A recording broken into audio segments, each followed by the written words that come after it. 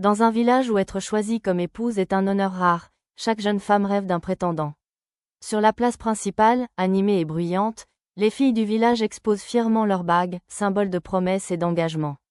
Mais Mariam, elle, reste dans l'ombre. Assise à côté de ses amis, elle sourit. Mais son cœur est lourd. Aucune promesse, aucun regard posé sur elle.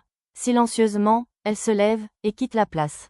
Cette même nuit, la route est calme, le vent souffle légèrement. Mariam marche seule, quand soudain, une lumière attire son regard.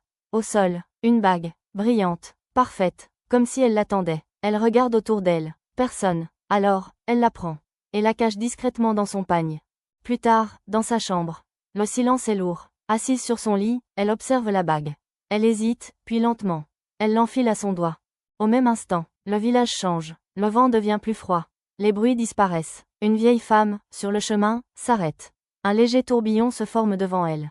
Puis, un homme apparaît, grand, élégant, mais, quelque chose dans son regard n'est pas humain.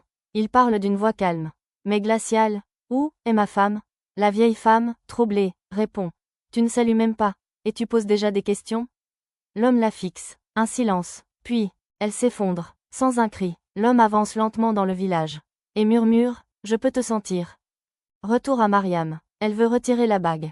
Mais, impossible. La bague s'enfonce, lentement dans sa peau. Son reflet dans le miroir change. Ce n'est plus exactement elle. Son sourire, n'est plus le sien. Une voix, dans sa tête, « Tu m'as choisi. Maintenant tu m'appartiens. » Mariam se met à sourire. Sans raison, sans contrôle. Et elle murmure. Il arrive, pensez à liker, partager puis t'abonner pour soutenir la chaîne du Frisson.